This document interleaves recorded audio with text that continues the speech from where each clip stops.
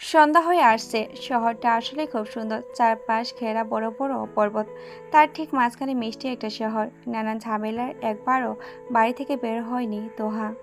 আজকে বেরিয়ে তোহার বেশ ভালো লাগছে। কিছুক্ষণ আগের ঘটনা সে ভুলে থাকতে পারছে না, কিন্তু বাড়ি ফিরেই মন আবার বিষণ্ণ হবে। আলিফ বলল, আইসক্রিম খাবে তোহা? তোহা যথেষ্ট গরম লাগছে, আইসক্রিম খাওয়ার মতো আবহাওয়া এটা। তবু সে বলল, ইচ্ছে করছে না। আলিফ সেই কথাগুলো শুনল না। নির্দিষ্ট একটা জায়গায় গাড়ি থামিয়ে বলল, তোমাকে আজ মিরানোর সেরা আইসক্রিম খাওয়াবো। তোহা কিছু বলার আগে আরিফ গাড়ি থেকে বের হয়ে যায়। তোহা বসে রইল একা, বিষণ্ণ মনে। একটু পর দুটো জিলাটো নিয়ে আলিফ ফিরে এলো। তোহা মৃদু হেসে বলল, থ্যাঙ্কস। আলিফ গাড়ির সাথে ঠেস দিয়ে দাঁড়ালো, গম্ভীর মুখে বলল, বাবার কথায় কষ্ট পেও না প্লিজ। আসলে আমি নিজেই ইম্বারেসড, জানি না তোমাকে কি বলবো। আমি কিছু মনে করিনি ভাইয়া, ওই সময় ফুপার মাথাটা গরম ছিল, তাই হয়তো এরকম ব্যবহার করেছেন। মাঝে মাঝে হয়ে যায়।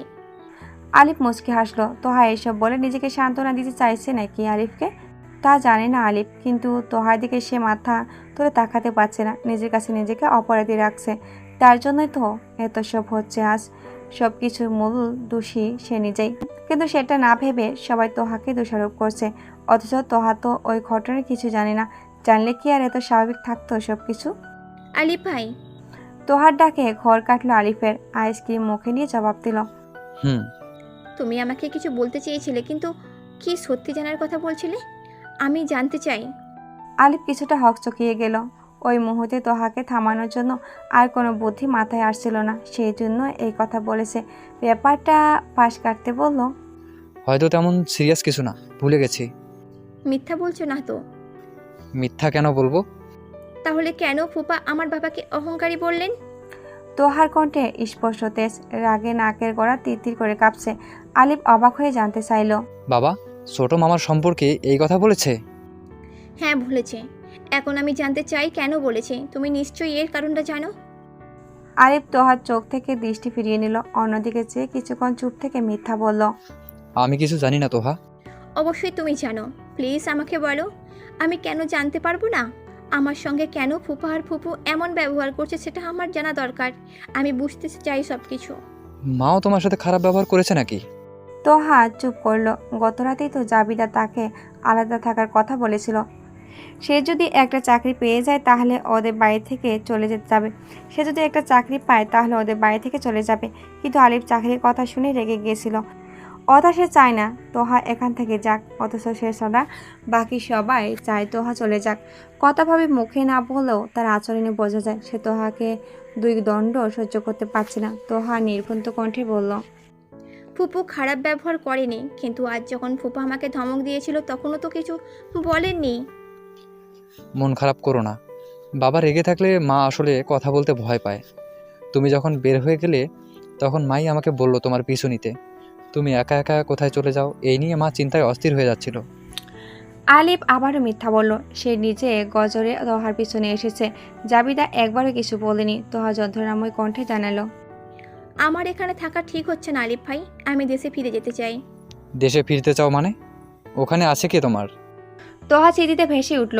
চশমার আবৃত দুটো গভীর চোখ, সেই নিখুঁত মুখ, তার শীতল হাসি। পৃথিবীর সবচেয়ে সুন্দর মানুষ। সে ছাড়া ওই দেশে তোহার কেউ নেই, কিন্তু সেও তো তোহার নয়। আমিরের বলা শেষ কথাগুলো এখনো মনে পড়ে। শুধু দায়িত্ব পালন করেছি। যার কাছে তোহার শুধু দায়িত্ব বোঝা ছিল, তার কথা ভেবে কষ্ট পাওয়ার মানেই হয় না। তোহা দীর্ঘশ্বাস ছেড়ে নিজেকে সামলানোর চেষ্টা করলো। ডোন্ট ওয়ারি, সব ঠিক হয়ে যাবে। তুমি শুধু ইউনিভার্সিটিতে ভর্তি হয়ে মন দিয়ে পড়াশোনাটা শুরু করো। আমি তোমার পাশে সবসময় থাকবো। নিজের ছোট বোন হলে যতটা করতাম তোমার জন্য ততটা করব। আমাকে কখনো পর ভেবো না। আরিফ হাত রাখলো তোহার মাথায়। তোহা কৃতজ্ঞতা হাসি হাসি বলল, থ্যাঙ্কস ভাই। তুমি ছাড়া এই ভিন দেশে আমার কে আছে? সে এই কথা বলে বসে থাকা অবস্থাতে আলিফের কাঁধে মাথা রাখলো। সাথে সাথে আলিফের কাঁধে আইসক্রিম পড়ে গেল। তোহা অবাক হয়ে তাকাতেই হেসে ফেললো আলিফ। আসলো তোহাও। দূর থেকে ক্যামেরা বন্দি করলো শাহিদ। আমিরকে ভিডিওটা পাঠানো মাত্রই সে ফোন করলো। হ্যালো শাহিদ। জি স্যার। কে এই ছেলে? ওর সম্পর্কে সব ডিটেলস আমার চাই। শাহিদ যতটা জানে আপাতত ততটাই বলল। ফোন রেখে আমি রিয়ান্ডা করে ভিডিওটা বারবার দেখছিল। এমন সময় নাস্তা নিয়ে ঘরে ঢুকলো রানু। সবার আগে তার নজরে গেল এলআইডির স্ক্রিনে, সেখানে আমি তোহার ভিডিওটা দেখছিল। সে পুরুকুসকে বলল, কে এই মেয়ে? টিভি বন্ধ করে বলল, কখন উঠেছিস বাবা? এ তো কিছুক্ষণ আগে। তুমি কষ্ট করে নাস্তা বানাতে গেলে কেন আন্টি? শেফ কি করছে? বাবুর্চির হাতের রান্না তোর খেতে হবে না, এখন থেকে আমিই রান্না করব। এক গাদা তেল মশলা দিয়ে রাঁধে বেটা, এইসব খেতে থাকলে তো শরীর খারাপ করবে। ভালো সিদ্ধান্ত নিয়েছো।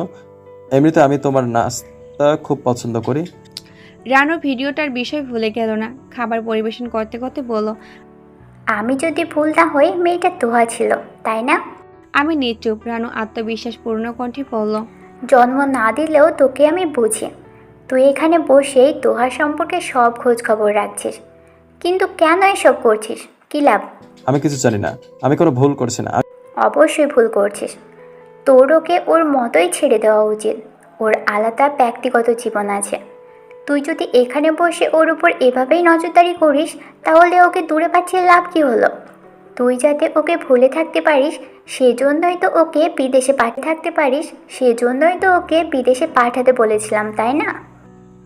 আমির অসহায় বোধ করলো, অস্পষ্ট কণ্ঠে বলল, না, আমি পারছি না ওকে ভুলে থাকতে।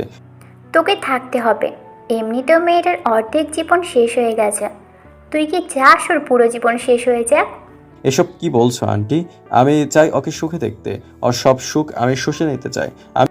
তুই তো ওর কষ্টের উৎস, তুই কিভাবে ওর কষ্ট মুছবি? কথাটা বুলেটের মতো হৃদয়ে আঘাত করলো। আসলেই তো, তোহার সব কষ্টের উৎস সে নিজেই, অথচ তার চেয়ে বেশি তোহার ভালো কেউ জানতে পারবে না। আমি ইচ্ছে করে তো কিছু করিনি। জীবনের সব ভুল ছিল। আমিরের কণ্ঠে অপরাধ বোধ। রানু জানতে চাইল, এই কথা কি তুই তোহাকে বোঝাতে পারবি কখনো? আমি তীব্র আক্ষেপ নিয়ে উচ্চারণ করলো, আমি পারবো না, সেজন্যই তো ওকে যেতে দিয়েছি, নয়তো আমার কাছে বেঁধে রাখতাম, কখনোই হারাতে দিতাম না। দুর্ভাগ্য আমার। রানু তাকিয়ে রইল আমিরের মুখের দিকে, ভাবরান্ত ক্রমে বলল, তোর সর্বনাশ হয়ে গেছে বাবা, তুই ওকে কবে এত ভালোবাসলি? রানু কাঁদতে লাগলো। আমির অবশ্য কাঁদলো না, শক্ত হয়ে বসে থাকে নিশ্চুপ। কি হবে? এই অসম্ভব ভালোবাসার পরিণতি সত্যি কখনো চাপা থাকে না। তোহা যখন সব জানতে পেরে আমিকে প্রচণ্ড ঘৃণা করবে, তখন আমি কিভাবে সামলাবে নিজেকে? সেই ভয়ঙ্কর পরিস্থিতির কথা চিন্তা করে রানুর গা শিউরে ওঠে। সে মনে মনে প্রার্থনা করে, সব ঠিক করে দাও আল্লাহ, তুমি তো উত্তম পরিকল্পনাকারী। নিঝিম দুপুর। ফ্যানের নিচে বসেও ঘামছে স্নেহা। বিছানার রাশেদ বিভোর হয়ে ঘুমাচ্ছে। স্নেহা ধীর পায়ে হেঁটে বিছানার কাছে গেল। বালিশের নিচে রাশেদের ফোনটা আছে। সে হাত বাড়িয়ে মোবাইল দেওয়ার চেষ্টা করলো। শুধুমাত্র একটা ফোন করতে হবে তাকে। রাশেদ হালকা নড়ে উঠতে স্নেহা হাত সরিয়ে দিল। তারপর পুনরায় চেষ্টা করলো। এবার বালিশের নিচে হাত রাখতে রাশেদ শক্ত করে চেপে ধরলো তার হাত। স্নেহা সামান্য কেঁপে উঠল। রাশেদ জড়ানো কণ্ঠে বলল, কি করছো? স্নেহা হাসার চেষ্টা করে মৃদু গলায় বলল, আমার ফোনটা খুঁজে পাচ্ছি না, তোমার মোবাইলটা একটু দেবে? রাশেদ মুচকি হাসলো আর বোরা ভেঙে বলল, আমার সবকিছু তো তোমার অনুমতি নিতে হয় কেন? স্নেহা হাসি মুখে মোবাইল নিল, কিন্তু মোবাইলে কোনো সিম নেই। সে মুহূর্তে খুব হতাশ হলো। পুরুকুসকে বলল, তোমার ফোনের সিম কোথায়? ফেলে দিয়েছি। মানে? আমি চাই না আমাদের কেউ ফোন করে বিরক্ত করুক। আগামী বেশ কিছুদিন আমরা থাকবো নেটওয়ার্ক বাহিরে, শুধু তুমি আর আমি। স্নেহা চোখ মুখ শুকিয়ে গেল। গম্ভীর মুখে জিজ্ঞাসা করলো, এসব কি বলছো? আমার এই মুহূর্তে কাউকে ফোন করা অত্যন্ত জরুরি। আমার ফোনটাও তুমি লুকিয়ে রেখেছো, এসবের মানে কি? রাশেদ হাসলো। স্নেহা বিব্রত কণ্ঠে বলল, এমন পাগলামি করলে তো তোমার সাথে থাকাই যাবে না। এমনিতেও তুমি আমাকে ছেড়ে কোথাও যেতে পারবে না। স্নেহা ঠক দিল। এই কথা সত্যি যে সে নিজের ইচ্ছার কোথাও যেতে পারবে না। কোথায় যেতে পারবে না। গত 3 দিন ধরে একবারও এই ফ্ল্যাটের বাইরে যেতে পারেনি স্নেহা। রাশেদ 2-1 বার বের হয়েছিল, কিন্তু যতবার বের হয়েছে ততবারে বাইরে থেকে দরজা লক করে গিয়েছে। এভাবে স্নেহার প্রত্যেকটা মুহূর্তে অস্থিরতা কাটছে, অসহ্য লাগছে। স্নেহাকে যেভাবেই হোক এই বন্দি দশা থেকে মুক্তি চায়। সে উঠে দাঁড়িয়ে বলল, আমার ফোন আমাকে ফেরত দাও রাশেদ, না হলে কিন্তু ভালো হবে না। তোমার অনুরোধ আমি ফেলতে পারি জান, নিশ্চয়ই দিব। আলমারি খুলে স্নেহা ফোনটা বের করে তার দিকে বাড়িয়ে দিল রাশেদ। স্নেহা ভাবতে পারেনি এত সহজে সে মেনে নিবে। খুশিতে বাবাকুম হয়ে মোবাইল হাতে নিল, কিন্তু পুনরায় হতাশ হলো সে। তার ফোনেও সিম নেই, কিচ্ছু নেই, সম্পূর্ণ ফ্ল্যাশ করা হয়েছে মোবাইল। রাগে আর জেদে স্নেহা চিৎকার করে উঠল, আছাড় মেরে ভেঙে ফেললো ফোনটা। উম্মত কণ্ঠে বলল, কি চাও তুমি, কি চাও? হ্যাঁ, রাশেদ তেড়ে এসে স্নেহাকে দেওয়ালের সাথে চেপে ধরলো। হক চকিয়ে গেল স্নেহা। বার কয়েক বড় করে শ্বাস নিয়ে রাশেদ কাতর কণ্ঠে বলল, শুধু তোমাকে চাই আমি, আর কিছুই না, বিশ্বাস করো। তোমার কি মনে হয় এভাবে জোর খাটালেই আমাকে পেয়ে যাবে? রাশেদ স্নেহার ঠোঁটের দিকে চেয়ে বলল, চেষ্টা করতে দোষ কই? সে কাছে আসতে নিলেই স্নেহা চিৎকার করলো, অসম্ভব, জীবনেও পারবে না আমাকে তুমি। স্নেহার দু হাত তুমুল ধাক্কায় ছিঁড়ে পড়ল রাশেদ। রাগ সংবরণ করে শান্ত গলায় বলল, সেটা সময় বলে দিবে স্নেহা। এই কথা বলে সে ঘর থেকে বেরিয়ে গেল। যাওয়ার আগে দরজায় তালা দিতে ভুলল না। স্নেহা হিংস্র বাঘিনীর মতো গর্জন করতে করতে ক্লান্ত হয়ে পড়ল। সাহায্যের জন্য কেউ এলো না। তখন মাঝরাত। শোর গালের শব্দ শুনে ছুটে গেল তোহা। সে উঠে বাতি জ্বালালো। তর্ক বিতর্ক আওয়াজ আসছে লিভিং রুম থেকে। তোহার ঘরটা লিভিং রুমের খুব কাছাকাছি হওয়ায় সে স্পষ্ট শুনতে পাচ্ছে। কথা কাটছে, আলিফ সামলানোর চেষ্টা করছে, কিন্তু লাভ হচ্ছে না। সময়ের সাথে পাল্লা দিয়ে কথার কানের আওয়াজও বেড়ে চলেছে। তোহা দরজার কাছে পিঠ লাগিয়ে দাঁড়িয়ে রইল।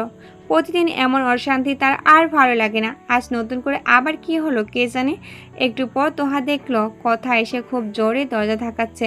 তোহা, দরজা খোলো, বের হও তুমি। কথা, প্লিজ, ফর গড সেক, এই রাতের বেলা অন্তত সিন ক্রিয়েট করো না। অ্যাটলিস্ট সকাল হতে দাও। শাট আপ, আমি আর একটা কথাও শুনবো না তোমার। তোহা, এই তোহা, দরজা খোলো। বাধ্য হয়ে দরজা খুললো তোহা। অবাক হয়ে জানতে চাইল, কি ব্যাপার ভাবি, এই মাঝরাতে তোমরা কি শুরু করেছো? কথা কেমন ক্রসিদ্ধ দৃষ্টিতে চাইয়ে রইল। তোহা অপ্রস্তুত বোধ করলো। আলিফ মাথা নত। কথা থমথমে কণ্ঠে বলল, আমার দেখা সবচেয়ে ফালতু মেয়ে তুমি। তোহা বিস্মিত হলো। আলিফ প্রতিবাদ করে বলল, কথা, স্টপ ইট। তোহা, তুমি দরজা লাগিয়ে শুয়ে পড়ো প্লিজ। আমি ওকে দেখছি। তোমার ভাবির শরীর ভালো নেই, সেজন্যই এমন করছে।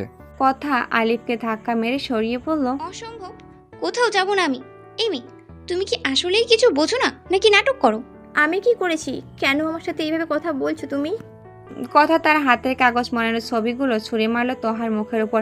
উপহাস করে বলল, দেখো তাহলে, যখন তুমি ক্লাস 10-এ পড়তে, তখন আমার বিলাভড হাজবেন্ড তোমার প্রেমে পাগল ছিল। তোমার ছবির উপর কবিতা লিখতো। কত প্রেম, আহা!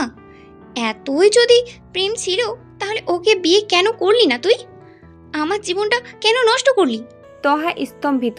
ছবিগুলোর দিকে তাকিয়ে মাথায় বাজ পড়ল। অবাক হয়ে নির্মেষে তাকিয়ে রইল। সব তোহা ছোটবেলার ছবি। সেই ছবির উপর রঙিন কলম দিয়ে লেখা হয়েছে প্রেম বাক্য। মুহূর্তে তার বিস্মিত চোখ জোড়া অজস্র দ্বিধা নিয়ে তাকালো আলিফের দিকে। লজ্জায় মাথা হেড করে দাঁড়িয়ে আছে আলিফ। তার ফর্সা মুখ লালচে দেখাচ্ছে।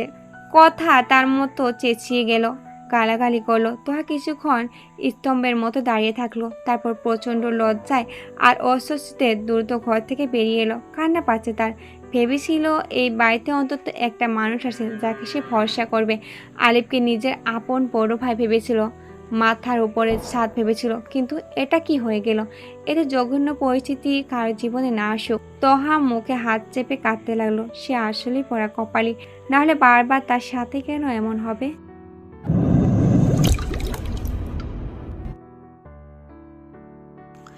মামুন সাহেব রাতে ঔষধ খেয়ে ঘুমান, তাই এত ঝামেলার মধ্যে তার ঘুম ভাঙল না। জাবিদার ইনস্বামী আছে, রাতে ঘুমাতে পারে না। ওই সময় সে জেগেই ছিল। কথা চেঁচামেচি শুনে বাধ্য হয়ে বিছনা ছেড়ে উঠে দাঁড়ালো। তখন দেখলো তোহা করিডোরে মাথা দাঁড়িয়ে চোখে জল ফেলছে। ঘটনা আজ করতে জাবিদার অসুবিধা হলো না। সে এগিয়ে গেল তোহার কাছে। তার হাত ধরে নরম স্বরে বলল, এদিকে আয় মা। তোহা একটু চমকালো, তারপর অভিমান স্বরে বলল, আমি এখান থেকে চলে যাব ফুপু। লক্ষ্মী মেয়ে, আমাকে ভুল বুঝিস না। তুই আমার অনেক আদরের ভাতিজি, কিন্তু কি করব, এই সংসারের কাছে আমি অসহায়। তুই কি এই ব্যাপারে কিছুই জানতি না? তোর বাবা তোকে কখনো বলেনি? তোহা চেয়াল শক্ত করে বলল, না, আমি কিছুই জানতাম না। জাবিদা কিছুক্ষণ অবাক চোখে তাকিয়ে রইল, তারপর ভারাক্রান্ত কণ্ঠে বলল, তুই তখন সবেমাত্র কলেজে উঠেছিস। আলিফ নতুন চাকরি পেয়ে আমাকে আর তোর ফুপাকে জানালো ও তোকে বিয়ে করতে চায়। এইটুকু শুনে তোহা চোখ টিপে বন্ধ করে ফেল। অস্বস্তিতে গাঢ় হয়ে এলো শরীর। কখনো চিন্তাও করেনি আলিফকে নিয়ে সে এইসব শুনবে। বড় ভাই হিসাবে সম্মান করেছে ছোট থেকে, অথচ সে কিনা এই চোখে দেখেছে তোহাকে। জাবিদা দ্বিধাধীন কণ্ঠে বলল, প্রথমে তোর ফুপা মানতেই চায়নি, সংসার করার জন্য একটু বেশি ছোট তুই। তবে আমি খুশি হয়েছিলাম, এই বাড়িতে এলে তুই আমার মেয়ের মতো থাকবি। তোর মা নেই, ছোটো থেকে তোকে মায়ের মতো আদর যত্ন করেছি, সেই তুই আমার বাড়ির বউ হবি। এর চেয়ে আনন্দের বিষয় আর কি হতে পারে? কিন্তু বাদ সাধলো জাবিদ, সে কিছুতেই তোর বিয়ে দেবে না। তোর বিয়ের বয়স হয়নি, এটা মূল বিষয় ছিল না। আমরা অপেক্ষা করতেও রাজি ছিলাম, কিন্তু জাবিদ মুখের উপর বলে দিল তোকে আলিফের কাছে বিয়ে দেবে না। তোহা চুপ করে আছে। জাবিদা তোহার মুখের দিকে তাকালো। একই সময় তোহাও তাকালো। লজ্জায় আবার চোখ ফিরিয়ে নিল সে। এই ধরনের কথা চোখে চোখে চোখ রেখে শোনা তার পক্ষে সহজ না। জাবিদা আক্ষেপ ঝাড় গলায় বলল, আমি তো ভেবেছিলাম জাবিদ তোর সঙ্গে কথা বলেছে, তুই বিয়েতে মত দিসনি বলেই হয়তো ও নিষেধ করেছে, অথচ তুই এই ব্যাপারে কিছুই জানতি না। জাবিদ অযথা ঘাড়তারামি কেন করলো তাহলে? তখন তোর সঙ্গে আলিফের বিয়েটা হলে কত ভালো হতো, কত সুখে থাকতে পারতি তুই আমাদের কাছে। তোহা মনে মনে ভাবলো তার বাবা ভুল করতেই পারে না কখনো। তার বাবা ওই সময় যেটা করেছিল সেটা সঠিক সিদ্ধান্তই ছিল। তোহা তার বাবাকে খুব মানত। বাবা অন্ধের সাথে বিয়ে ঠিক করলেও তোহা নির্দ্বিধায় রাজি হতো। কিন্তু তিনি কখনো অন্য বাবাদের মতো সন্তানের ঘাড়ে নিজের মত চাপিয়ে দেননি। সবসময় তোহার পছন্দকে সবসময় ঊর্ধ্বে গুরুত্ব দিয়েছেন। বাবা চেয়ে ভালো তোহার মন আর কেউ বুঝতে পারে না।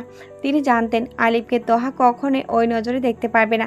তাই বিয়ের কথা বলে তিনি তোহাকে বিব্রত করেনি।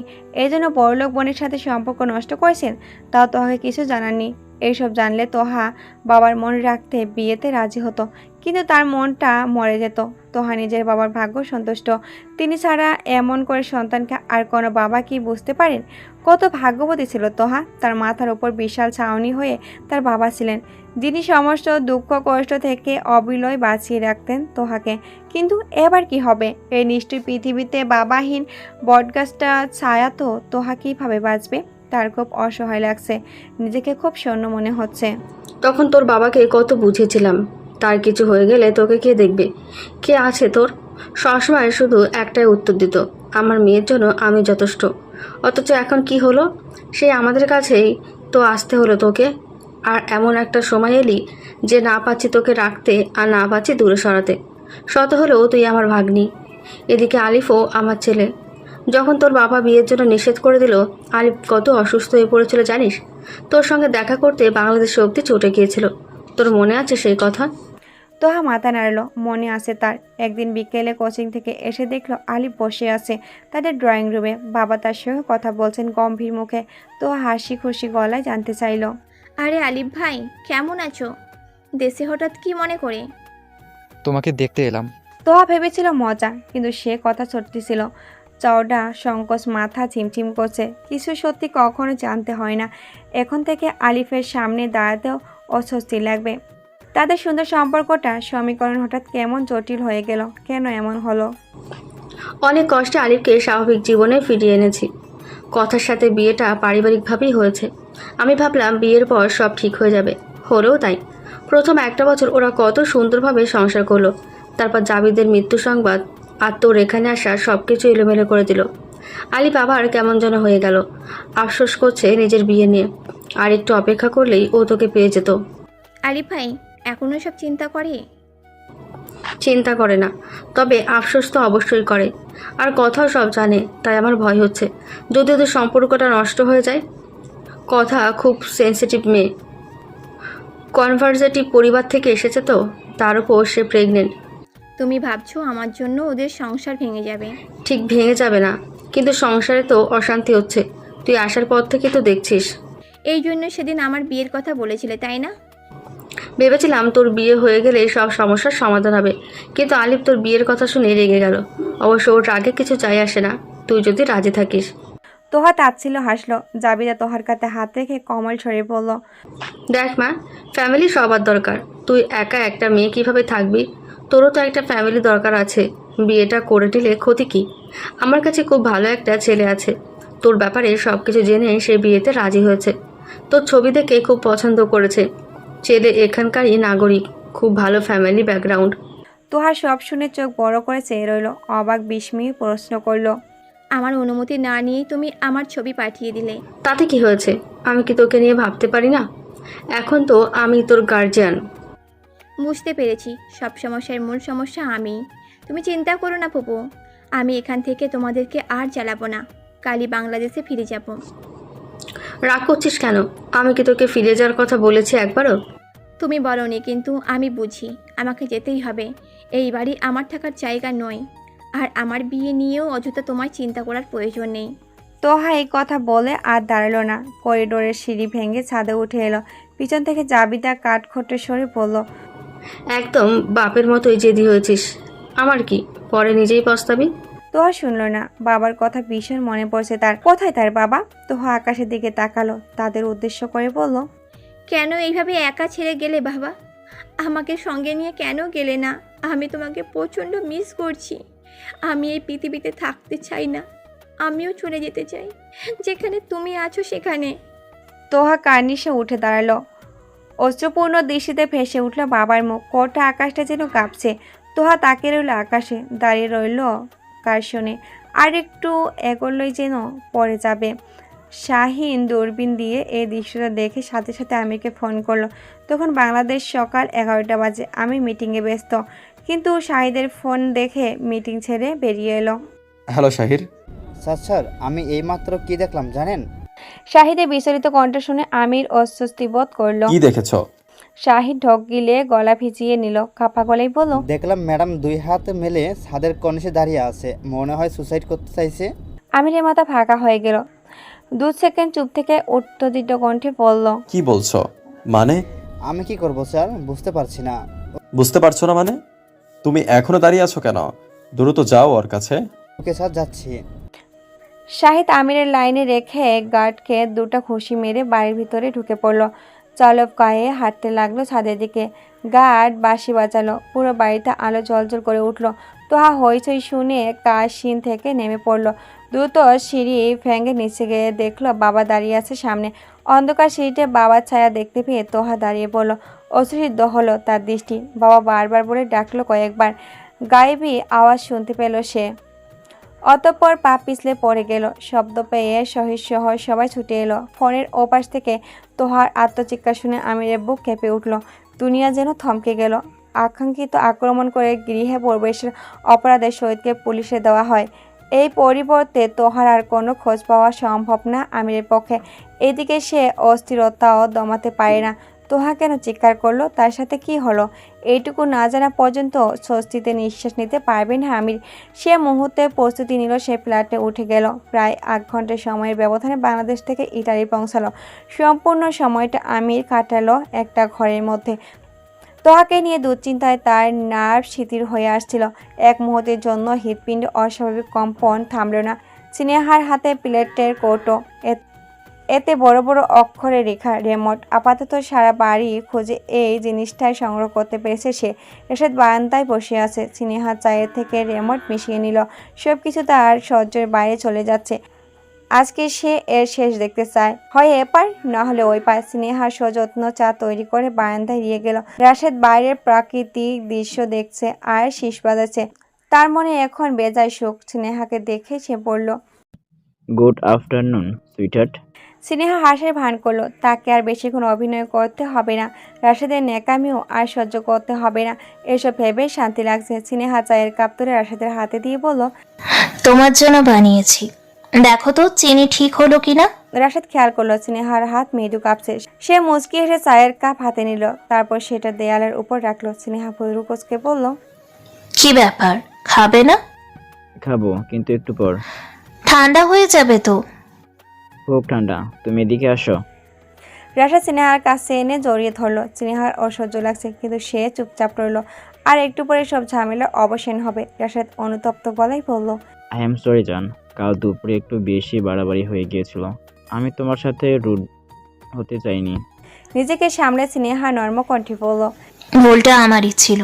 আমি বেশি সিন ক্রিয়েট করে ফেলেছি, তোমার দোষ নেই, আমাকে মাফ করে দাও, এরকম আর হবে না। রাশেদ আচমকা তাকালো, সন্দেহহীন গলায় বলল, সত্যি আর হবে না। একদম সত্যি। রাশেদ স্নেহার হাতে নিয়ে তালুতে চুমু দিল। ঔষধ গন্ধ নাকে এলো।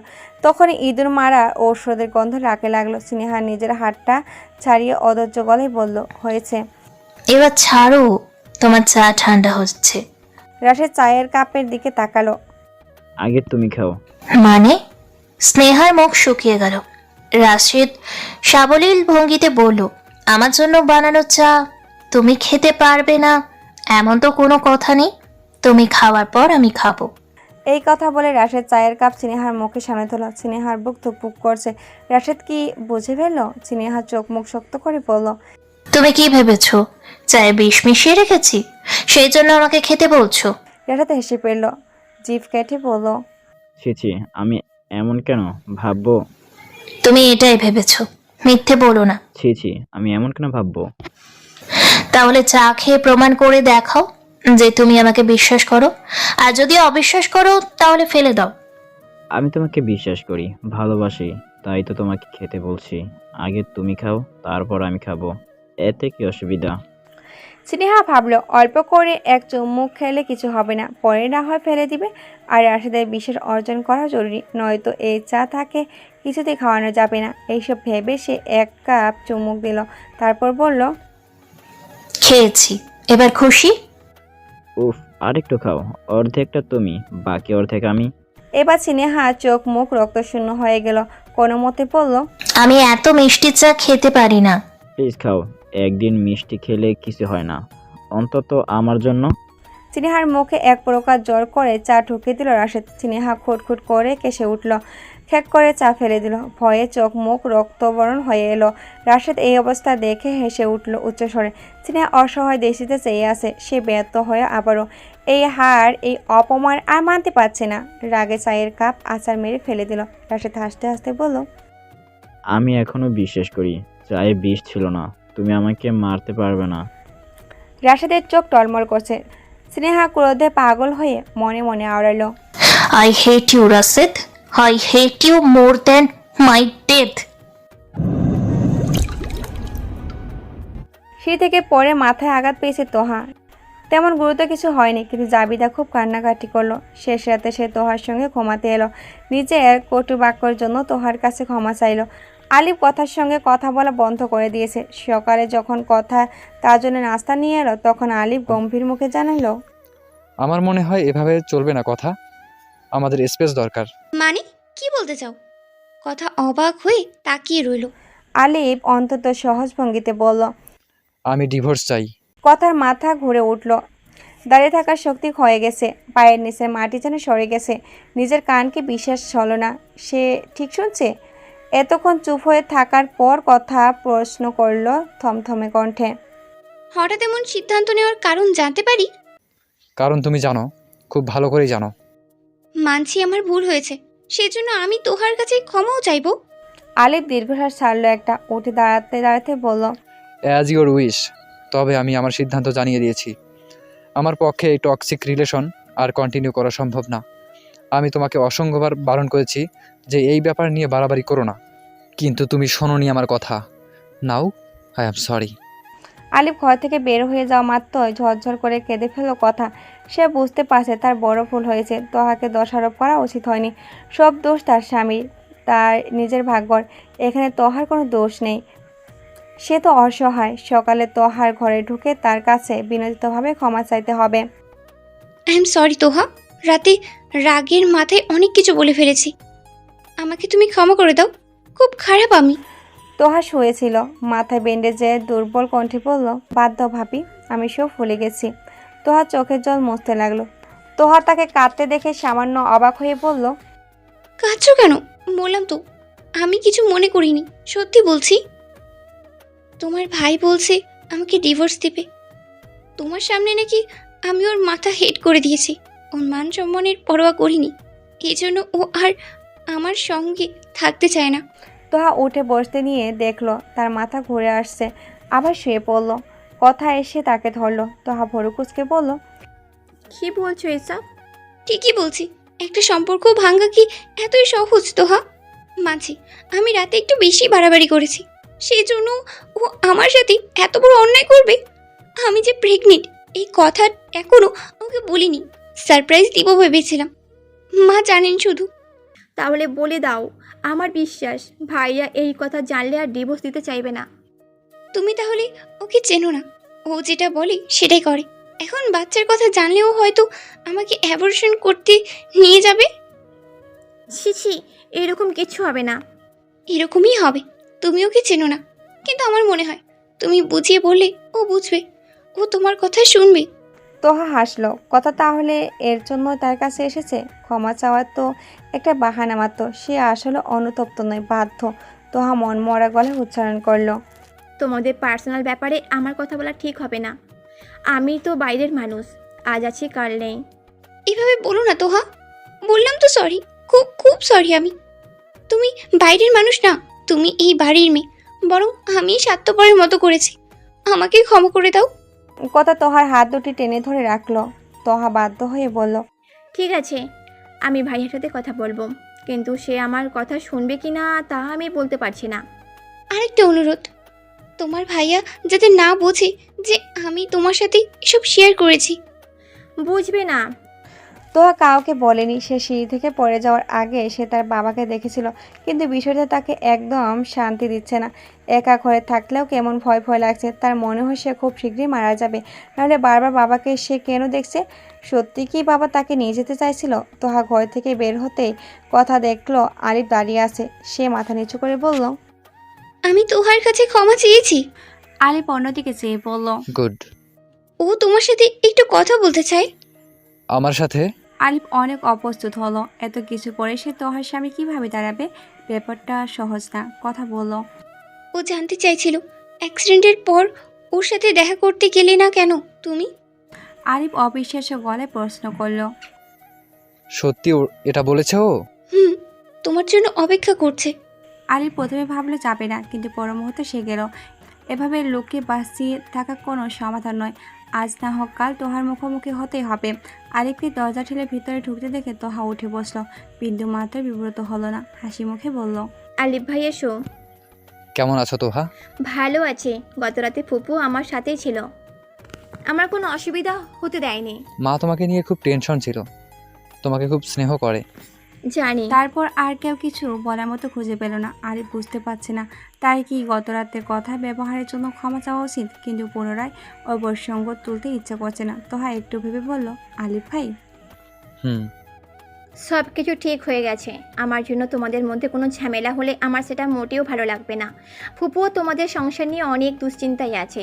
অসুস্থ মানুষ সে। প্লিজ এমন কিছু করো না যাতে ফুপু আর ফুপা কষ্ট পায়। তারা তোমাকে খুব ভালোবাসে, তোমার উপর ভরসা করে। আলিফ বুঝতে পারলো কথা নিশ্চয় তোহাকে ডিভোর্সের ব্যাপারে কিছু বলেছে, না হলে তোহা এই কথা বলতো না। সে প্রশম্বিত স্বরে বলল, তুমি এসব নিয়ে ভেবো না, তোমার জন্য আমাদের মধ্যে কোনো ঝামেলা হবে না। যেটা হবে সেটা হয়তো আমাদের ভাগ্যেই ছিল। আলিফ ঘর থেকে বের হয়ে গেল। দীর্ঘশ্বাস ছেড়ে বিছনায় মাথা রাখলো তোহা। তার খুব ঘুম আসছে, সম্ভবত জ্বর আসছে। ইদানিং জেগে থাকার চেয়ে ঘুমাতে বেশি ভালো লাগে তার। সে বাস্তবের চেয়েও স্বপ্নে বেশি ভালো থাকে, কারণ স্বপ্নে তার বাবা মা আসে। আজ অবশ্য তোহার সামনে বাবা মা এলো না। সুষ্টম দেখি সুদর্শন সেই নিষ্ঠুর মানা পেল। সে শুধু দায়িত্ব পালন করতে তোহাকে একের পর এক বিপদ থেকে বাঁচিয়েছে, মায়ায় জড়িয়েছে, ভালোবাসার অনুভূতি জাগিয়েছে, আর তারপর খুব নিঃসঙ্গ করে ছেড়ে চলে গেছে। সেই মানুষটি স্বপ্নে তার এক জোড়া গভীর চোখে পৃথিবীর সমস্ত মায়া নিয়ে তোহার দিকে তাকিয়ে আছে। কি আশ্চর্য সুন্দর তার চাহনি! জাবিদার ডাকে তোহার ঘুম ভাঙলো। সে বেশ বিরক্ত হলো। সুন্দর স্বপ্নটা শেষ হলো না। আবার কখনো এরকম স্বপ্ন আসবে কি না কে জানে। কি হয়েছে ফুপু, এভাবে ডাকছো কেন? তোর সঙ্গে বাংলাদেশ থেকে কয়েকজন দেখা করতে এসেছে। বাংলাদেশ থেকে কারা? কয়েকজন ভদ্রলোক লিভিং রুমে বসিয়ে রেখেছি। তুই কি উঠে যেতে পারবি? বাইরের মানুষকে তো আর বেডরুমে আনা যায় না। তোহা ভাবতে লাগলো বাংলাদেশে তার কে আছে যে দেখা করতে আসবে। কৌতূহলবশত সে উঠে গেল। লিভিং রুমে আমি শান্ত মুখে মাহমুদ সাহেবের সাথে গল্প করছে। তাকে দেখে তোহা নিঃশ্বাস আটকে গেল। নিজের চোখে বিশ্বাস হলো না। সে কি স্বপ্ন দেখছে এই মুহূর্তে? হয়তো সে এখনও বিছনাতে শুয়ে আছে, ফুপু তাকে ডাকেনি। পুরো ব্যাপারটা তার স্বপ্নে ঘটছে, না হলে আমির কিভাবে এখানে আসবে? এটা অসম্ভব। এই শোনো না, প্রতিদিন ভালোবাসার নতুন নতুন গল্প পেতে ও শুনতে চাইলে আমাদের আলোর ডায়েরি চ্যানেলটি সাবস্ক্রাইব করে পাশে থাকা বেল আইকনটি বাজিয়ে দিও, কেমন? ফ্রিজে কোনো খাবার নেই। রাশেদ ঘরে তালা দিয়ে বাজার করতে গেল। সুপার শপ থেকে স্নেহার পছন্দের শ্যাম্পু, বডি ওয়াশ, লন্ডন সহ অনেক কিছু কিনলো কয়েক মুহূর্তে। কয়েকটা কুর্তি, সালোয়ার, জুয়েলারি নিল। স্নেহার প্রিয় চকলেটের আচারও নিয়ে নিল। সকালে স্নেহার বাদাম খাওয়ার অভ্যাস, তাই রাশেদ বাদামও কিনল। বড় মাছ কিংবা মাংস কেনা প্রয়োজন। ডিম দিয়ে আর কতদিন চলবে? রাশেদ সব কিছু কিনে দেখলো, তার কাছে আর টাকাও অবশিষ্ট নেই। তাই রিক্সা না নিয়ে হেঁটে হেঁটে বাড়ি ফিরে এলো। স্নেহা সকাল থেকে দরজা আটকে বসে আছে। চায়ের ঘটনার জন্য হয়তো অপরাধ বোধে ভুগছে। রাশেদ একাই সব রান্নাবান্না শেষ করলো। দুপুরে গোসল করে স্নেহার ঘরের দরজা টোকা দিয়ে ডাকলো। ম্যাডাম বের হোক, আপনার জন্য লাঞ্চ রেডি করেছি। আপনার ফেভারিট টুনা মাছ ভাজি। ভিতর থেকে কোনো সারি শব্দ পাওয়া গেল না। রাশেদ দুষ্টুমি করে বলল, ভয় নেই, আপনার মতো বিষ মিশিয়ে দেইনি, একদম সেফ অ্যান্ড পিওর। খেতে আসুন। অনেকক্ষণ ধরে ডাকাডাকির পরও স্নেহা টু শব্দ করল না। রাশেদ দুশ্চিন্তায় পড়ে গেল। ব্যাপারটা কি? মুহূর্তে তার অস্বস্তি লাগা শুরু হলো। স্নেহা কি ঠিক আছে? কোনো শব্দ করছে না কেন? সে এক্সট্রা চাবি দিয়ে লক খুলে ভিতরে ঢুকলো। অতঃপর স্নেহার অবস্থা দেখে স্তম্ভিত হয়ে গেল। রক্তাক্ত অবস্থায় ফ্লোরে পড়ে আছে স্নেহার দেহ।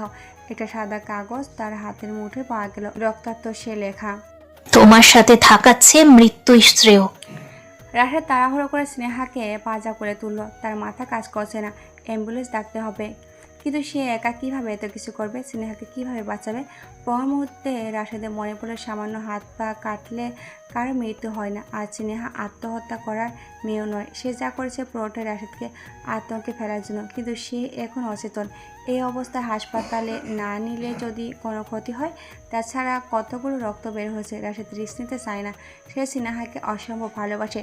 স্নেহার কিছু হলে সে থাকতে পারবে না। আহত স্নেহাকে করে তুলে নামলো রাশেদ। খুব দ্রুত একটা সিএনজি পাওয়া গেল।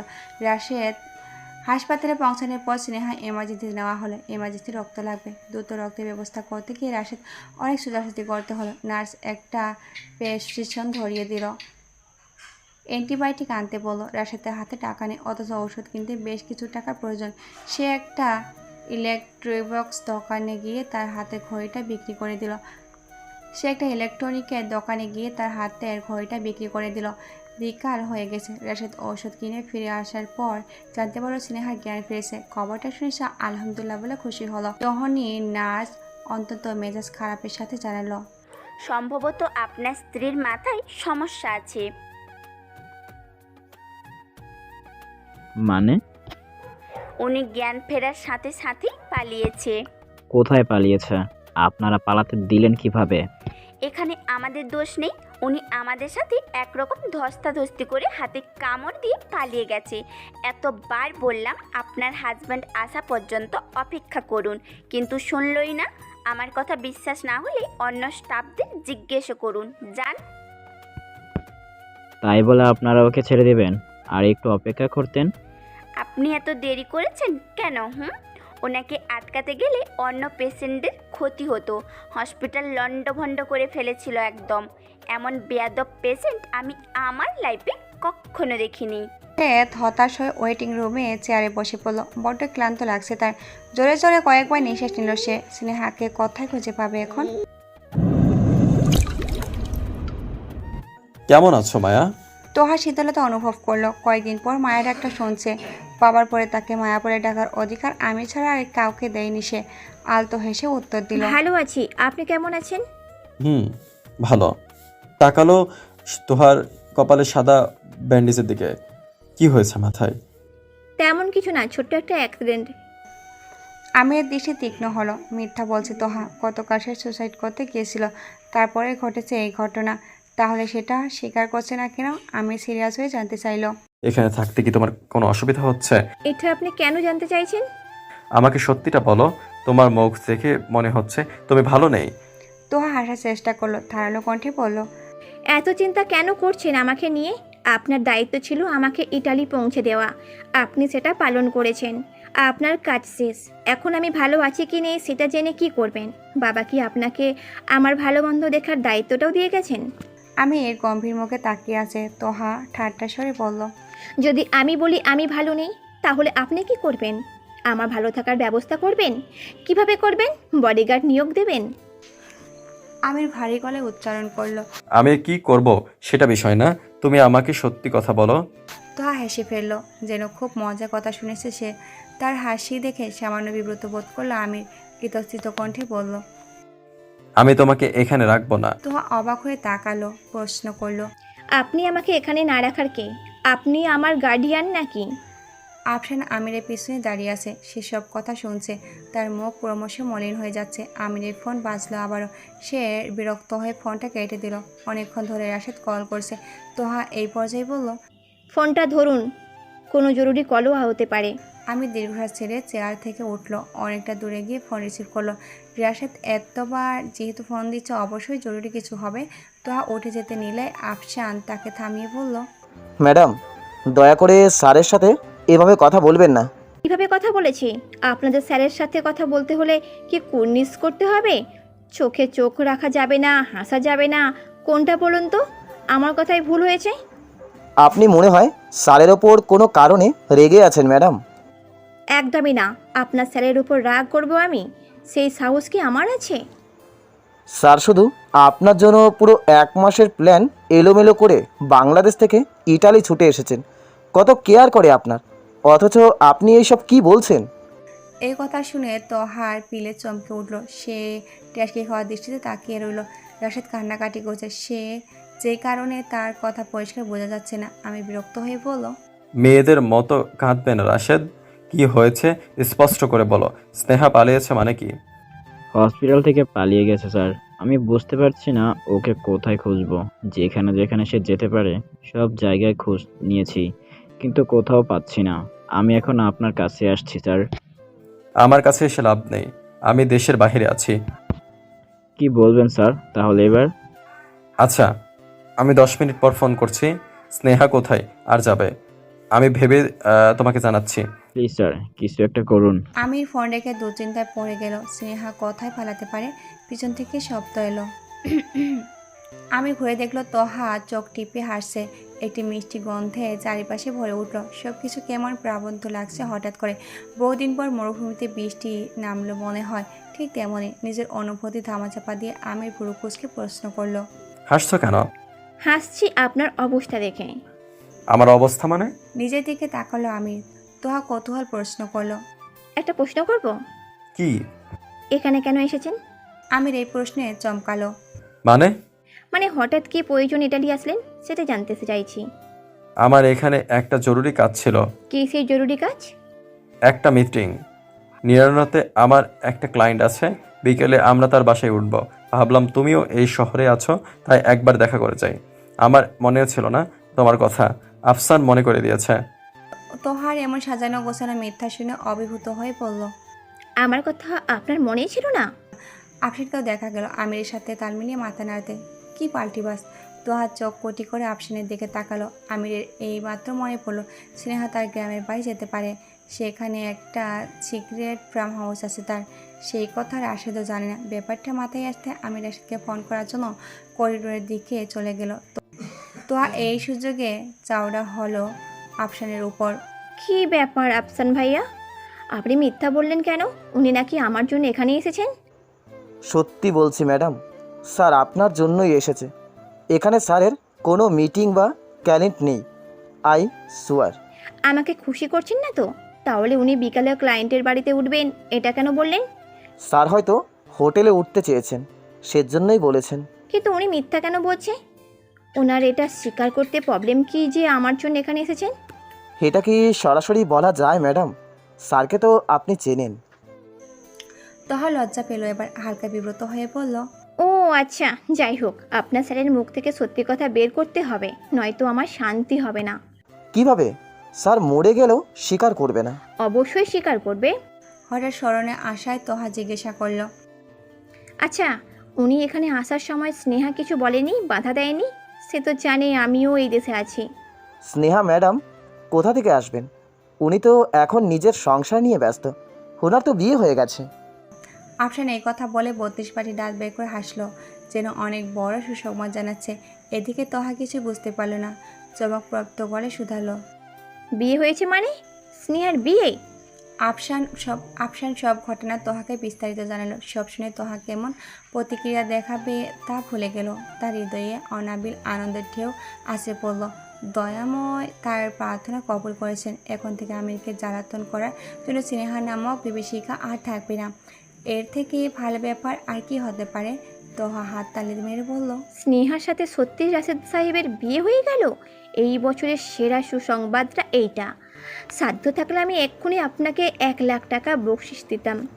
বকশিস লাগবে না। স্যারের জীবন থেকে স্নেহা ম্যাডাম দূর হয়েছেন, এটাই আমার সবচেয়ে বড় বকশিস। এই কথায় শব্দ করে হেসে উঠল। একই সাথে আফসানও হাসতে লাগলো। হঠাৎ আমিরের আগমনে তারা দুজনে চুপসে গেল। বের হতে হবে আফসান, দেরি হচ্ছে আমাদের। তাহিদের ব্যাপারটা মনে আছে? হুম হুম স্যার, চলুন। মানে কোথায় যাবেন? তোহা প্রশ্ন করলো উৎকণ্ঠ নিয়ে। কাজ আছে। এখনই চলে যাচ্ছেন? ফুপু ফুপু। তোহার ডাকে জাবিদা ও কথা প্রায় ছুটে এলো। জাবিদা জিজ্ঞাসা করলো, কি হয়েছে? দেখো ওরা চলে যাচ্ছে। মহা সর্বনাশ হয়ে গেছে। এমনভাবে উত্তেজিত হয়ে জাবিদা বলল, ও মা, কেন যাচ্ছেন? আপনাদের ডিনার না করিয়ে আমি ছাড়ছি না। হ্যাঁ তাই তো, মা কত আয়োজন করেছে আপনাদের জন্য। আসলে আমাদের খুব জরুরি একটা কাজ আছে, এখনই না গেলে সমস্যা হয়ে যাবে। হোক সমস্যা, কোথাও বের হতে পারবেন না এখন। আপনারা কত উপকার করেছেন তোহার। আচ্ছা, জাবিদের সাথে আপনার কয় বছরের বন্ধুত্ব ছিল? 10 বছর একই সময়। 2 বছর। 4 বছর। দুজনই চমকে উঠল, বিব্রত হলো। কেউ অবশ্য তাদের উত্তরের পার্থক্য খেয়াল করলো না। তোহা হেসে বলল, কয়েক বছর বন্ধুত্ব তা দিয়ে কি আসে যায় ফুপু?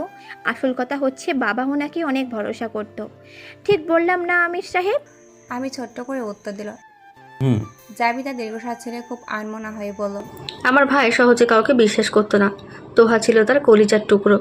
নিজে এত কষ্ট করেছে সারা জীবন, তাও মেয়ের ব্যাপারে এতটুকু রিস্ক নেয়নি কখনো। সেখানে আপনাকেও তোহার দায়িত্ব দিয়ে গেছে, মানে বিরাট কিছু। আপনি নিশ্চয়ই জাবিদের খুব কাছের মানুষ ছিলেন, তাই না? জাবিদার চোখ টলমল হয়ে এলো আবেগে। ভাইয়ের কথা ভেবে হঠাৎ কান্না পাচ্ছে। সে শাড়ি আসলে মুখ মুছতে লাগলো। আমির কি বলবে বুঝে পাচ্ছে না। জাবির সাহেব তোহার দায়িত্ব আমিরের কাছে দিয়ে গেছেন, তবে ভরসা করে নয়, বাধ্য হয়ে। আপনারা যান, জরুরি কাজটা বরং সেরেই আসুন। কিন্তু আবার আসবেন তো? জাবিদা এমনভাবে প্রশ্ন করলো যেন একবার ছেড়ে দিলে তারা আর ভেবে না। আমি মৃদু হেসে বলল, আসবো। এ কথা বলে সে তোহার দিকে তাকিয়ে রইল। তোহা হাসলো। চলুন, আমি তাহলে আপনাদের এগিয়ে দিই। তারা সবাই একসাথে বের হলো। তোহা এসে তার ফুপিকে জড়িয়ে ধরল। জাবিদা ফিসফিস করে বলল, সেটা খুব চমৎকার। তুই এই ছেলেকে বিয়ে কর, তোর বাবার পছন্দের পাত্র। ছি ছি, খিচে বলো না আবুল তাবুল। উনি তো আগেই বিবাহিত, যদিও এখন ডিভোর্স হয়ে গেছে। জাবিদা এই কথা শুনে হতাশ হলো। আফসোস করে বলল, কি বলিস? এমন সুন্দর একটা ছেলের বিয়ে হয়ে আবার ডিভোর্সও হয়ে গেল? জাবিদা ভালো করে তোহার মুখের দিকে তাকিয়ে প্রশ্ন করলো, তুই হঠাৎ করে এত খুশি হয়ে গেলি কেন? কি হয়েছে তোর? আমি একটা সিদ্ধান্ত নিয়েছি ফুপু। কি সিদ্ধান্ত? পরে বলবো। ডিনারে যখন সবাই একসাথে বসবে তখন ঘোষণা করব। জাবিদা অবাক চোখে তাকিয়ে রইল। তোহার রহস্যময়ীর মতো আচরণ করছে। সে আমিরদের বিদায় জানাতে ধীর পায়ে হেঁটে করিডোরের দিকে গেল। তখন দেখলো আফসানের সাথে কেবল আলিফ হাঁটছে। আমির কেন নেই? সে এদিক ওদিক তাকিয়ে খুঁজতে লাগলো। তখনই কেউ পিছন থেকে হাত টেনে নির্জনে নিয়ে এলো তাকে। হঠাৎ এমন ঘটনায় তোহা ঘাবড়ে গেল। বুকে থু দিয়ে বলল, কি করছেন এইসব? সত্যি কথা বলো, কাল্লাতে কি হয়েছিল? তোহা বুঝতে পারে না কোন ঘটনার কথা জানতে চাইছে আমির। আলিফের ব্যাপারে কিছু না তো? তো সেই ব্যাপারে আমির তো জানার কথা নয়। তোহা কোনো মতো উচ্চারণ করলো, মানে? তুমি ছাদে উঠে সুইসাইড করতে যাওনি তাহলে? এইসব কথা আপনি কিভাবে জানলেন? আমি যেভাবেই জানি সেটা ফ্যাক্ট না। তুমি এমন কেন করলে? এখানে এসে তোমার এমন কি হলো যে এইরকম একটা কাজ করতে যাচ্ছিলে? মায়া, আমাকে সব কিছু বলো প্লিজ। এরা তোমার সাথে কি করেছে? আপনার তাতে কি? কেন আমাকে নিয়ে এত মাথা ঘামাচ্ছেন আপনি? যদি আমি মরেও যাই তাতেও আপনার কি? মায়া। আমির এত রেগে তাকালো যে তোহা চুপসে গেল। মাথা নিচু করে নরম সুরে বলল, আমি আপনার কে হয়েছে এত ভাবছেন আমাকে নিয়ে? আমি তোহার বাহু শক্ত করে ধরেছিল এতক্ষণ। এই প্রশ্নের পর সে বাহু ছেড়ে দিল। একটু চুপ থেকে স্পষ্ট করে বলল। You are my responsibilities. রেগে আগুন হয়ে গেল তোহা। ছাড়ছানো দৃষ্টিতে বলল। দয়া করে আমার উপর দোয়া দেখানো বন্ধ করুন প্লিজ। আমি কারোর রেসপন্সিবিলিটি হতে চাই না। নিজেকে সামলানোর জন্য আমি নিজেই যথেষ্ট। আপনার প্রোটেকশন আমার কোনো প্রয়োজন নেই। আমির পকেটে হাত থেকে অন্তত স্বাভাবিক স্বরে বলল। ওকে। তারপর হেঁটে চলে গেল। তোহার চোখের কানে সে জমে থাকা জলটুকু মুছল। বিড়বিড় করে বলল। কিছুতেই স্বীকার করবেন না আপনি, কিন্তু আমিও হার মানব না। আপনার মুখ থেকে সত্যি কথা বের করেই ছাড়বো, এটা আমার চ্যালেঞ্জ। গল্পটি যদি ভালো লেগে থাকে তাহলে অবশ্যই একটি লাইক এবং শেয়ার করে দেবেন। গল্পটি কেমন হয়েছে এবং আপনাদের কীরকম গল্প পছন্দ কমেন্ট করে জানিয়ে দেবেন। ধন্যবাদ। সারা রাত জেলে বন্দি থাকার পর সকালে আমিরকে দেখে শাহাদের চোখ দুটো ঝলমল করে উঠল। আবেগে কান্না পেয়ে গেল। সে হয়তো ভেবেছিল আমির কাউকে পাঠিয়ে তাকে ছাড়ানোর ব্যবস্থা করবে, অথবা ভাগ্য বেশি খারাপ হলে তার খোঁজও নেবে না। কিন্তু এভাবে যে স্বয়ং সে নিজে এসে উপস্থিত হবে তা শায়দ কল্পনাও করেনি। তারা সব আইনি ঝামেলা মিটিয়ে বাইর হওয়ার পর আমির বলল। হোটেলে চলো শাহেদ, তোমার খিদে পেয়েছে নিশ্চয়। শাহেদ আচমকা আমিরকে জড়িয়ে ধরে কেঁদে ফেলে বলল। স্যার আপনার অনেক দয়া, আপনি আমাকে বাঁচাতে এতদূর চলে আসবেন আমি চিন্তাও করিনি। আজ থেকে আপনি আমার মহাগুরু, আমাকে যা বলবেন আমি তাই করব, জীবন দিতে হলেও দিব। আপনার জন্য কাজ করতে পেরে আমি নিজের জীবন ধন্য মনে করি স্যার। আপনি খুব ভালো মানুষ, আপনার কাছে আমার ঋণ শেষ নেই। তোমাকে বাঁচাতে স্যার এখানে আসেনি, উনি এসেছেন নিজের কাজে, মিস মায়ার জন্য। শাহিদের মাত্র মনে পড়ে গেল তোহার কথা। সেই ব্যাপারটা ভুলেই গেছিল। গত রাতে অনেক বড় অ্যাক্সিডেন্ট হতে যাচ্ছিল তোহার। সে ভয়ে আমির এখানে ছুটে আসবে, এটাই তো স্বাভাবিক। ব্যাপারটা বোঝার পর সামান্য হতাশ দেখালো শাহাদের চোখ মুখ। আমির তাহলে তার জন্য আসেনি? শাহাদের কাঁধে হাত রেখে আমির বলল। তুমি ভালো কাজ করেছো, আই এম স্যাটিসফাই। এই জন্য তুমি পুরস্কারও পাবে, কিন্তু তার আগে। কি স্যার? আমির কয়েক মুহূর্ত চিন্তা করে বলল। ওই বাড়িতে কিছু একটা ঘটেছে যা আমরা জানি না। মায়াও আমাকে বলতে যাচ্ছে না, কিন্তু বিষয়টা জানা প্রয়োজন। সেই জন্য তোমাদের মধ্যে কাউকে ওই বাড়িতে স্থায়ীভাবে থাকতে হবে, কারণ বাইরে থেকে কিছু জানা সম্ভব না। সেটা কিভাবে সম্ভব স্যার? আমি তো ভুলেও যেতে পারবো না, ওরা আমাকে চিনে ফেলেছে। অসম্ভব কিছুই না, তোমাকে ওরা চিনে ফেলেছে, তাই তোমার আর ওই বাড়ির আশেপাশে যাওয়া ঠিক হবে না। এমন কাউকে পাঠাতে হবে যাতে ওরা কাউকে দেখেনি। তাহলে তো স্যার আমিও যেতে পারবো না। আরে না, তুমিও পারবে না। আপাতত হোটেলে চলো, বাকি প্ল্যান ওখানেই হবে। আমির গাড়িতে উঠল। তাকে অনুসরণ করে সহায়তার রাফসানও উঠল। তুই কি নিশ্চিত যে ওরা সন্ধ্যায় আসবে? তোহা আয়নার সামনে দাঁড়িয়ে চুল আশ্রয় নিচ্ছিল। হাসি মুখে বলল। আসবে ফুপু, অবশ্যই আসবে। তুমি টেনশন করো না, রান্না করো। জাবিদা তোহার বিছনায় বসতে বসতে বলল। তুই এত নিশ্চিন্ত হচ্ছিস কিভাবে? আমি জানি উনি এখানে এসেছেন আমার জন্য, আর আমার সঙ্গে দেখা না করে চলে যাবে এটা অত অসম্ভব, তাই না? তোর জন্য এখানে এসেছে মানে? জাবিদার চোখ বড় বড় করলো। তোহা কোনো জবাব দিল না। হাসতে হাসতে ঘর থেকে বের হয়ে গেল। জাবিদা কিছুই বুঝতে পারছে না। গতকালও তোহা মনমরা ছিল, অথচ আজ কত খুশি সে। মেয়েটার কি হয়েছে? তোহা আলিফদের বেডরুমের পাশ দিয়ে যাওয়ার সময় তাদের কথোপকথনের কিছু অংশ কানে এলো। কথা কাঁদছে। সে যে প্রেগনেন্ট এই কথা আলিফকে জানাতে গিয়েও কান্নায় ভেঙে পড়েছে মেয়েটা। একটু পর করুণ গলায় বলল। তুমি ডিভোর্স চাও, সেটা তোমার সিদ্ধান্ত, কিন্তু আমি তোমাকে কারোর সাথে ভাগ করতে পারবো না। যে আমার সে শুধু আমারই থাকবে। অন্য কাউকে মনে রেখে তুমি আমার সঙ্গে সংসার করবে, সেটা আমি কখনোই চাই না। তাই ডিভোর্স নিয়ে আমি অমত করব না। যদি কখনো মন থেকে আমাকে ভালোবাসতে পারো তাহলে এসো আমার কাছে, এর আগে কখনো না। তোমাকে কে বললো যে আমি তোমাকে কখনো ভালোবাসিনি? যদি ভালোই না পারবো তাহলে তোমার সঙ্গে সংসার করছি কেন? সংসার করলেই বুঝি ভালোবাসা হয়ে যায়? পৃথিবীতে কত মানুষ তো সংসার করে, সবাই কি ভালোবাসে? অন্য কারো কথা জানি না, কিন্তু আমি ভান করতে পারি না কথা। ভালোবাসি বলেই তুমি আমার স্ত্রী। কথা, তাহলে আমাকে ডিভোর্স দিতে চাইছো কেন? মন থেকে চাইনি, তুমি ছেলে মানুষই করেছো। আমি শুধু তোমাকে বোঝাতে চেয়েছি যে তোমার কাজ কতটা ভুল, আমি এতে কতটা কষ্ট পেয়েছি। কথা আরো জোরে কেঁদে ফেলল। এইভাবেই কেউ শাস্তি দেয়? I am sorry. তোহা এতক্ষণ মূর্তির মতো দাঁড়িয়েছিল দরজার বাইরে। এবার মৃদু হাসলো। সদর দরজা খটখট শব্দ হচ্ছে। তোহা ভাবলো আমির বুঝি চলে এসেছে। সে আগ্রহ নিয়ে দরজা খুলতে গেল। তোহা হতাশ হলো। বাইরে গার্ড দাঁড়িয়ে আছেন, আন্তরিক ভঙ্গিতে বললেন, আসসালামু আলাইকুম স্যার, কি বাড়িতে আছেন? মানুষটা বাঙালি। এই ভিন দেশে তার খাঁটি বাঙালি লোক কোথায় পেল কে জানে। তোহা কিছু বলার আগেই রুম থেকে আলিফ বের হয়ে এলো। কি হয়েছে চাচা? তোহা অস্বস্তিতে সরে যেতে নিচ্ছিল, তখনই শুনল, বড় স্যার থেকে বিদায় নিতে এসেছি। আমি কিছুদিনের জন্য দেশে যাব। আমার মা ভীষণ অসুস্থ। আপনার মা এখনও বেঁচে আছে নাকি? আলহামদুলিল্লাহ বেঁচে আছে। আল্লাহ তাকে আরও হাত দিক। আমি মাকে দেখে 1 মাসের মধ্যেই ফিরে আসব। বলেন কি? 1 মাস তো অনেক সময়। গতকাল এত বড় একটা ঘটনা ঘটলো, আপনি থাকার পরেও ইনসিকিউর ফিল করছি নিজের বাড়িতেই। তার উপর যদি আপনি 1 মাসের জন্য চলে যান, তাহলে কিভাবে হবে চাচা? সেই জন্যই তো আমার ভাতিজাকে নিয়ে এসেছি।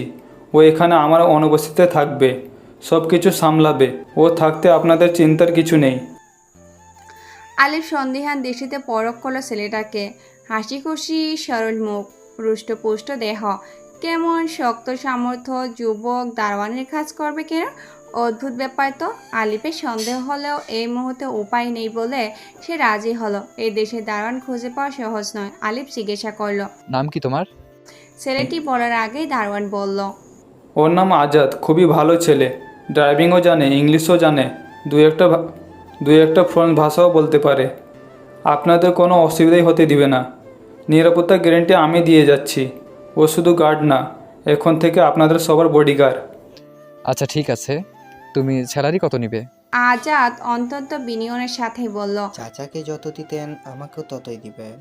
আলিফ এবার বিস্মিত না হয়ে পারল না। তোমার চাচা আর তোমার বয়স কি এক? খুব ভদ্র ছেলে তো, তাই সেলডি বলতে লজ্জা পাচ্ছে। আপনার যত ইচ্ছা দিয়েন ছোট স্যার। ঠিক আছে, আজ থেকে ডিউটি শুরু করো। দেখি তোমার কাজ কেমন, তারপর ডিসাইড করব। Okay sir, thank you so much. Toha ছেলেটিকে দূর থেকে মনোযোগ দিয়ে দেখলো। আলিফ কথাবার্তা শেষ করে দরজা লাগিয়ে দেওয়া মাত্রই সে দ্রুত করিডোরের দেওয়াল টপকিয়ে বাগানে চলে এলো। আজাদ এবং দারোয়ান হাঁটতে হাঁটতে কথা বলছে। আপনাকে অনেক ধন্যবাদ সাহেব। আমাকে কেন আপনি ধন্যবাদ দিচ্ছেন? উল্টা আমি দেব আপনাকে ধন্যবাদ। আপনি সাহায্য করেছেন বলেই এই বাড়িতে ঢুকতে পেরেছি। আমার কাজ অনেকটা সহজ হয়ে গেছে এখন। আমি সাহায্য করেছি আমার লাভে। এই বাড়িতে ঢুকে আপনার কী কাজ আমি তা জানি না, তবে এইটুকু বুঝতে পেরেছি যে আপনার কোনো খারাপ উদ্দেশ্য নেই। তাছাড়া আপনি আমাকে যা দিয়েছেন তা আমার সারা বছরের ইনকাম চেয়েও অনেক বেশি। আমার কোনো খারাপ উদ্দেশ্য নেই, এটা আপনি কিভাবে বুঝলেন? আমি চেহারা দেখলে অনেক কিছু বুঝতে পারি। আপনি ভালো মানুষ, কারো ক্ষতি করা আপনার ধর্মের নেই। ধন্যবাদ, ভালো থাকবেন নিয়াজ ভাই। আপনিও ভালো থাকবেন, তবে একটা সাবধানী বানিয়ে দিয়ে যাই। আমাদের ছোট স্যার অতি চালাক মানুষ, ধরা খেলে বাঁচবেন না। সে নিয়ে আপনি চিন্তা করবেন না। এতক্ষণ বড় রেন্ট্রির গাছের পেছনে দাঁড়িয়ে তাদের সব কথোপকথন শুনছিল তোহা। দারোয়ান নিয়ে যাওয়া প্রস্থানের কিছুক্ষণ পর সে হাসি মুখে বের হলো।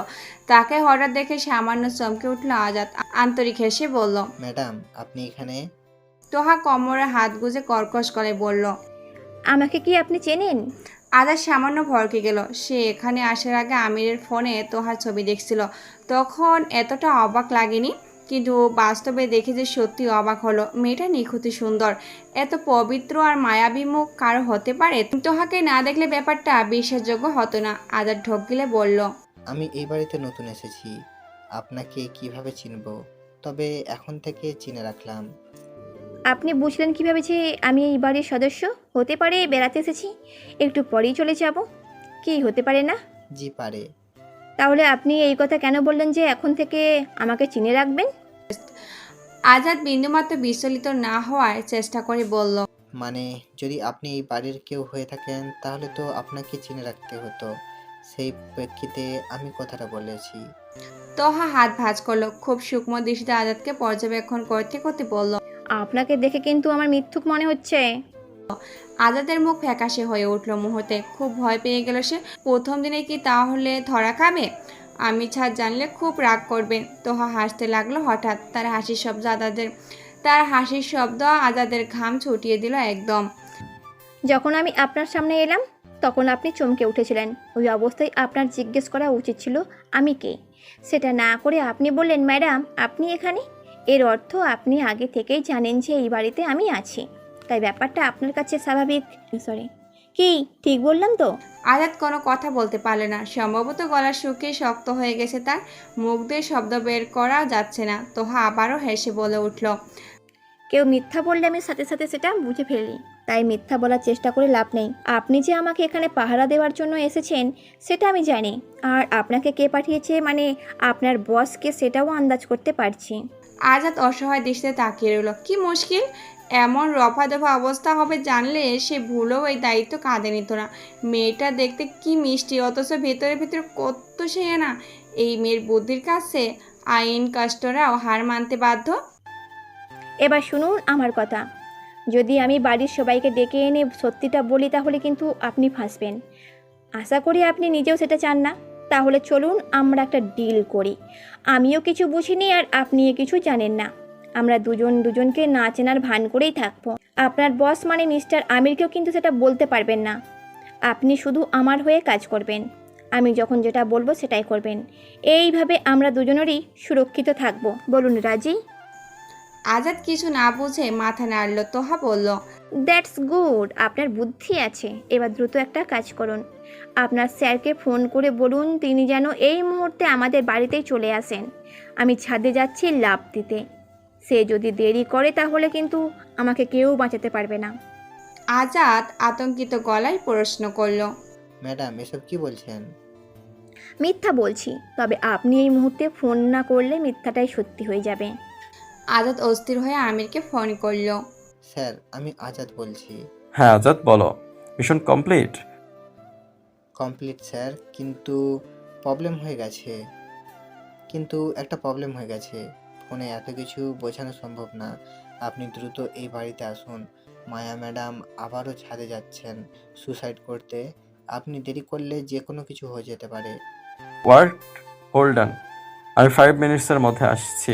আজাদ ফোন রাখার সাথে সাথে তোহা বলল, আমি যে আপনাকে চিনে ফেলেছি এটা যেন আপনার স্যার বুঝতে না পারে, তাহলে আপনার খবর আছে। বুঝবে না ম্যাডাম, আই সোয়ার স্যার কিছু বুঝবে না। তোহা মুচকি এসে বাড়ির ভিতরে ঢুকলো। আজাদ কপালের ঘাম মুছতে মুছতে বলল, Oh God, she's dangerous.